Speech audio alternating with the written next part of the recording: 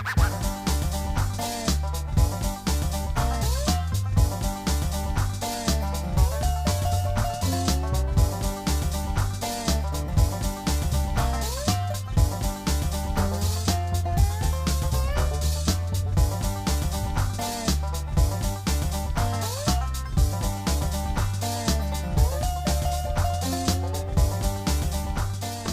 everybody, welcome to Bountiful Oasis. Today, it's the day before Memorial Day. It's Sunday. I'm home all day today, which is a rarity in my world. But so we're gonna get some things in the ground. I already have planted some seeds, and I will show you those that we've already planted. They're already coming up out of the ground, so I'll give you a look at those and just take you along today on what I'm doing here around the Oasis. I am in South Central Nebraska. I'm a zone 5B, although they say they changed our zone to a 6 this year. But I don't know if I'm gonna completely go on that because we still got really cold over the winter, like minus 20, 25 for multiple days at a time. So I don't know that I'm still gonna stick with the zone 5B, but our growing season is still the same. So I mean, we get our last frost in early May, get our first frost in early October. No real great change there, and that's what's most important for our annual plants that we put in the vegetable garden every year.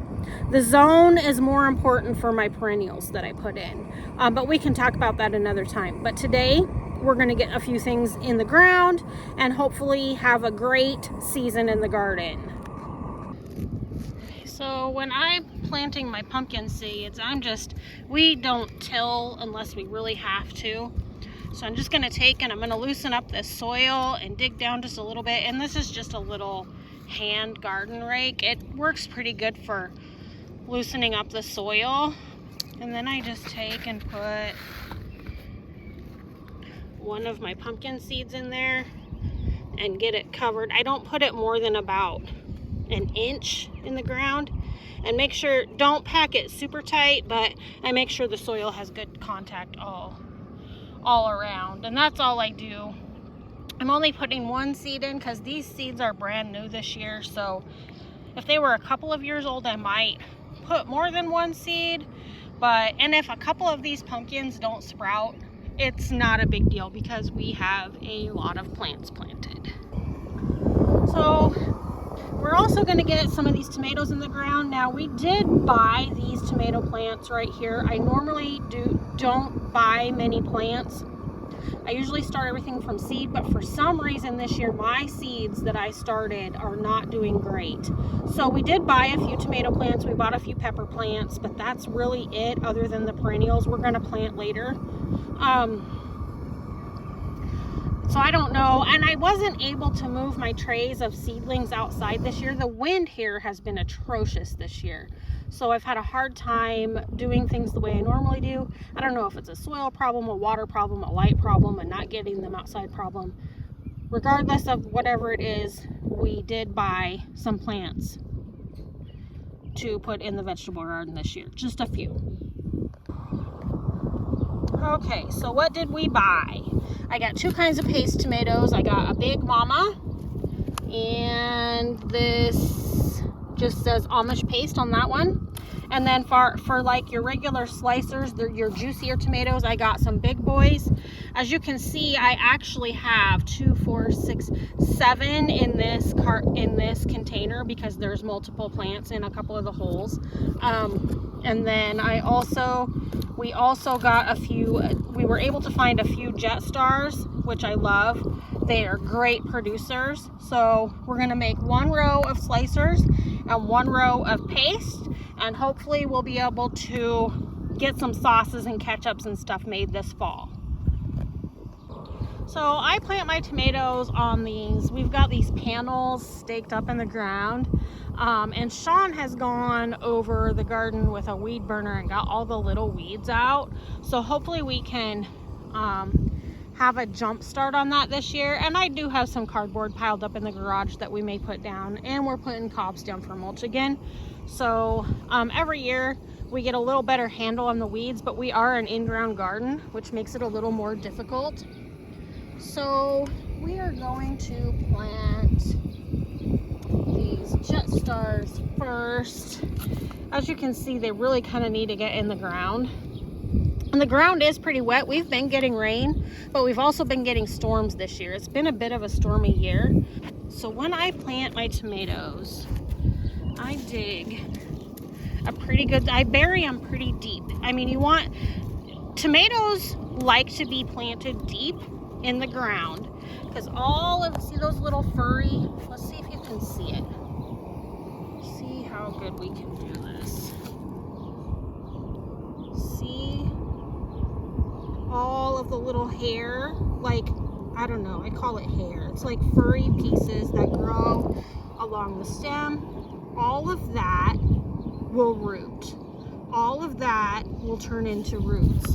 So that just gives your tomato a really good root system in the ground, more opportunities to soak up nutrients from the ground and water and whatever it may need. And I am going to water these in even though our ground is not totally dry, just to give them a good start. So I'm going to pull off just a couple of these bottom stems, and we're going to plant it that deep. And you don't want your stems on the ground anyway, your branches to touch the ground anyway. It helps keep it disease free. So we will prune these too throughout the year just to keep it. See how deep we're burying that? Just bury it right up. So there's quite a bit of that tomato down in the ground. I know it makes it look a lot smaller once you get in the ground. She's like, oh, I have this nice big beautiful tomato plant, and then you plant half of it down in the ground. But in the long run, it's better for your tomato. Your tomato will do much better that way. So I just pack it lightly so everything makes good contact with the soil, but not so much that it will not be able to grow. So that's how I put in my tomato plants. I'm going to get the rest of these put in, and then I will show you the other stuff that's coming up out here in the garden. And I'm going to harvest some rhubarb today. I don't think I'm going to take you along for that. I don't have my tripod here, so it's at my job because I use it there sometimes. So I probably won't take you along. If you want to see how to harvest rhubarb, I've done that in a previous video. So that's probably going to take up my day. Once I show you everything we've planted so far this year and I harvest rhubarb, that's probably going to be a day for me. But we'll wrap it up here in a little bit. I'm going to get all these tomatoes in the ground and I'll see you in a bit. So this is the type of pumpkins that I'm planting this year. The Jardel. These are like really rough looking on the outside. They're like a blue-gray color. I suppose it probably depends on your soil what the color is going to come out to be, but I did grow these last year. They're beautiful. They're unique, and they were more of a gray to really light with like kind of a blue tint to them. They were really popular. So I'm going to grow these again this year. And these are from M.I. Gardner. Most of these are from M.I. Gardner. I've been buying seeds from M.I. Gardner for the last several years. And I will tell you, they are some of the most affordable seeds. And I have great germination rate with them. Really no complaints about M.I. Gardner seeds. These are from Mountain Valley Seed Company. I order these from, it's called True Leaf. And this is a jack-o'-lantern pumpkin. It's just your basic orange carving pumpkin. I've grown those before. Sugar pie pumpkins. These are a really small, like a 2-pound pie pumpkin. Just your classic pie pumpkin. I've grown these before too. Howden. I just ordered these. M.I. Gardner had them, and I wanted to get maybe a different shaped, just orange carving pumpkin. So I got these from M.I. Gardner. Never grown these before, but we've got 7 of them planted outside, so we'll see how they do. Long Island cheese. Again, I've never grown this. It's a flat, looks like to be a flatter, light colored pumpkin. These are supposed to be a classic pumpkin for wanting to use for pumpkin things you make out of pumpkin, but they also would make a nice decorative piece for fall. So that's why I tried those. Cinderella pumpkins. These are just those bright orange, flatter shaped pumpkins. I tried to grow these last year. When I put my plants outside though, every pumpkin plant I put outside died. So I had to replant from seed last year. So this year I just planted straight from seed. So we're gonna try these again. Hopefully they sprout up good. Most of these germinate in like 7 to 10 days, so we'll know soon. And then this is just a Valencio. It's a white, a little bit of a brighter white pumpkin. So good variety of pumpkins there. Hopefully we get some of everything. Like I said, last year, I ended up selling quite a few pumpkins and actually could have had a few more. So I planted a few more and I had the space out there to do it. And once pumpkins get going, they shade the ground under them, and hopefully we don't have too many weeds.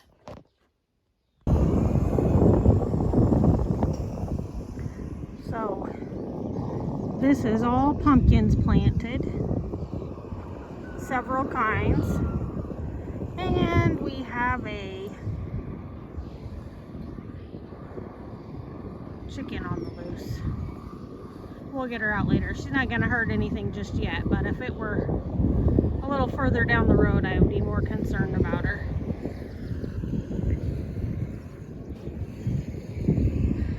But hopefully we don't get any major storms once these sprout. The flags are just so I know exactly where the seeds are.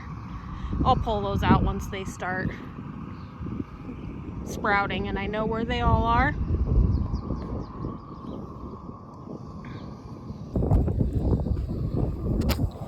Alright, we got all our tomatoes in.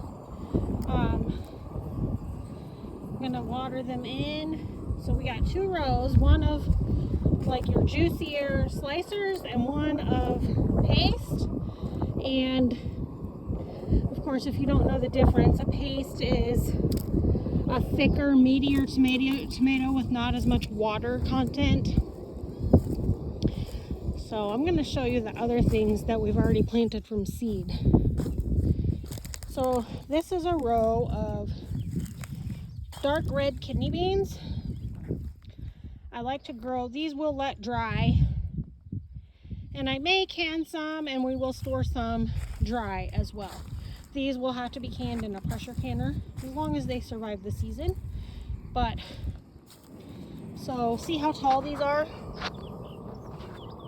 They just sprouted like 2 days ago. Beans, once they sprout, grow really fast. And yeah, I need to get out here and pull a few weeds. That may not be today. So we've got a row of those. And then this hooped trellis is all cucumbers. I have 2 kinds of pickling and 2 kinds of munchers on here. I have a burpless muncher, a regular muncher, a Boston pickler, and then I can't remember what other kind of pickler. I'll tell you here in a minute. But they are sprouting and coming up. So we have a lot of cucumbers planted this year. Oh, national pickling. I've never grown that one, so we're going to try it. We personally like the pickling cucumbers just to eat. We like the flavor. So those are all sprouting up nicely, as long as we don't get storms. So I got those down both sides of this one. A lot of weeds coming up on this side. This is the sunnier side during the day. And then we put up a second hooped trellis this year, and this one I planted loofahs, and they are coming up. I planted these a couple days after the cucumbers, so but they're sprouting up. There's one there too. And then right down here I planted, on this little end, I planted cucamelons. Those seeds were a few years old, so I don't know if they're gonna come up. But I had the seeds, so figured I would try it. They tend to sprout a little slower than like the loofahs and stuff, so I'm gonna give it a little more time and see how they do. If they don't come up, the loofahs will easily cover this if I let them. And then on this side, I planted long red noodle beans, the Chinese long red noodle beans. We don't can these, we just eat them. So they're coming up. They look really pretty on a trellis. Even if you don't eat them, they look pretty. And then there's loofahs down the rest of the end of this. And then the rhubarb I need to harvest today. And then the honeysuckle I put here on this. We put this hoop up, and I put the honeysuckle I showed you that I bought on our greenhouse trip. So I put 2 on each side. So hopefully they will start taking off and just cover this with that pink honeysuckle. Pollinators love it, and so do hummingbirds. So hopefully that will take off. Still to plant out here, we've got to plant peppers, we have to plant melons, and we have to plant green beans, and we have to plant squash. That will be today.